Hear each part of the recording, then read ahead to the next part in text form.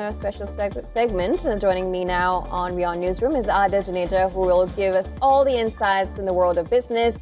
Miraj Shah giving us the buzz from the tech world, and Athira Sasidharan, who will get us all the updates from the world of sports. And we begin by going over to Adya for the market updates.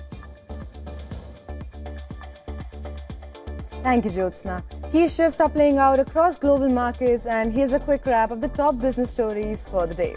We start with a breakthrough between the United States and China. China has agreed to keep rare earth exports flowing under one-year pact with the United States' Donald Trump, as he said that the deal settles the issue after talks with Xi Jinping in Seoul. The rare earths have become a key flag point in the trade war. While details remain thin, the understanding halts China's plan to impose new export controls in November. For automakers and defense firms reliant on Chinese supply, that's temporary relief, but global dependence on Beijing's rare earth dominance remains firmly in place. Meanwhile, on Wall Street, Microsoft's cloud ambitions are getting costly. The tech giant posted record capital spending, nearly $35 billion last quarter, as it races to meet surging AI demand. Azure revenues jumped 40%, beating forecasts, but investors are wary. Shares fell 4% after the company warned spending will keep rising through 2026. Microsoft's $135 billion stake in OpenAI has been central to its growth, but analysts see early signs of an AI bubble as valuations soar faster than returns. Still, the Azure narrowing the gap with Amazon. Microsoft's AI gamble remains the one to watch.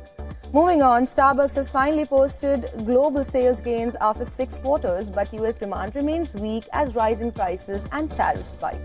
Operating margins plunged to 2.9% from 14% a year ago, hit by soaring Arabica bean costs and US tariff on Brazil. CEO Brian Nichols back to Starbucks reset, closing underperforming stores and simplifying menus is showing early traction abroad, but recovery at home looks slower. China sales rose 2%, but higher costs mean coffee chains like Starbucks will continue to boil.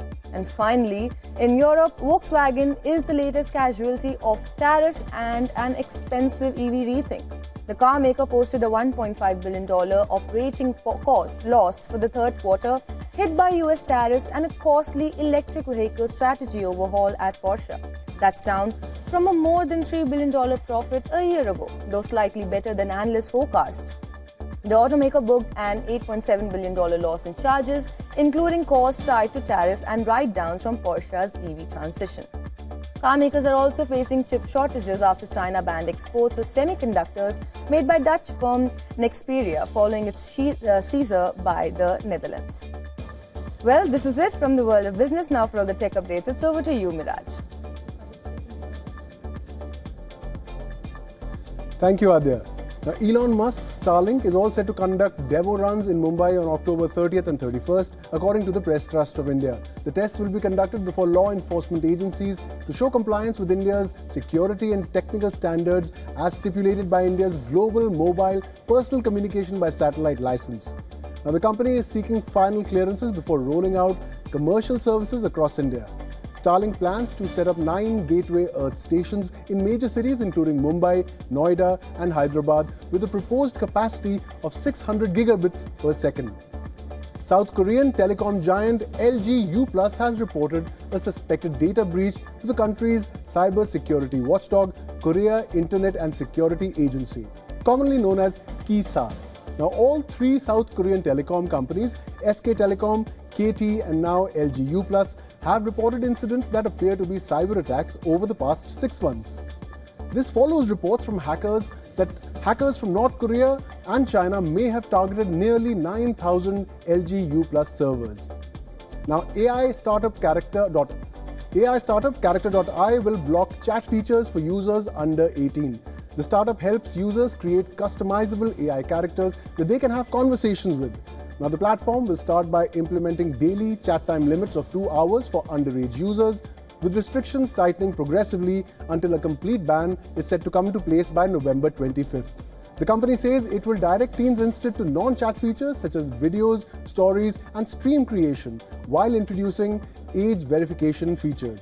The move comes as US regulators and courts examine links between chatbot interactions and youth suicides. And those are all the updates from the world of tech. Now it's over to my colleague Athira for the sports updates. Over to you, Athira. Thank you so much, Mitraj, for all the tech updates. Now let's look at the top sports stories we're tracking for you at this hour. We'll begin with cricket first. Team India Vice Captain Shreyas Iyer has said that had made his first statement after suffering from a serious abdominal injury in Sydney. The 30-year-old has said he's currently in recovery process and getting better by each passing day. He also thanked his fans for their support. Iyer sustained the injury during the third ODI against Australia on Saturday. He was injured while diving for a catch to dismiss Alex Carey. The fall caused a blunt abdominal injury leading to spleen damage and internal bleeding. He was moved to the ICU immediately after his vitals dropped, but prompt actions by the on-field and hospital medical teams prevented a critical situation. In another unfortunate incident, 17-year-old Australian cricketer Ben Austin has died after being hit in the neck during a practice session. Austin was training with a helmet but without a neck guard in nets when he was hit by a ball thrown using a handheld ball launcher. Emergency workers attended the scene before Ben was rushed to a hospital in critical condition. He was put on life support but died on Thursday. Cricket Australia paid the tribute to the teenager whose death comes 11 years after the demise of Australian cricketer Phil Hughes. Over in tennis now, Yannick Sinner's bid to reclaim the #1 spot got off to a great start with a win over Zizo Burgess. With this victory, he has extended his tour-level winning streak on indoor tour hard courts to 22 matches. Sinner returned to action just 4 days after lifting the ATP 500 crown in Vienna. But the Italian showed no signs of fatigue. It took the second seed just 88 minutes to win the match 6-4, 6-2. The Italian can return to the top spot next Monday if he wins his first Masters 1000 title of the season in Paris. 15-time European champions Real Madrid are seeking compensation from UEFA after European football's governing body lost the court's appeal over the failed European Super League project. A ruling from the Provisional Court of Madrid on Wednesday upheld an earlier decision from May 2024. That ruling found UEFA, the Spanish Football Federation and La Liga guilty of anti-competitive practices and of abusing their dominant position by banning clubs from joining the breakaway league. Well, with that, we have come to the end of the sports segment. It's back to you, Jyotsna. Well, thank you so much, Atira. Thank you so much, Miraj and Adya, for getting all the updates from sports, tech, and business. Thank you so much for that.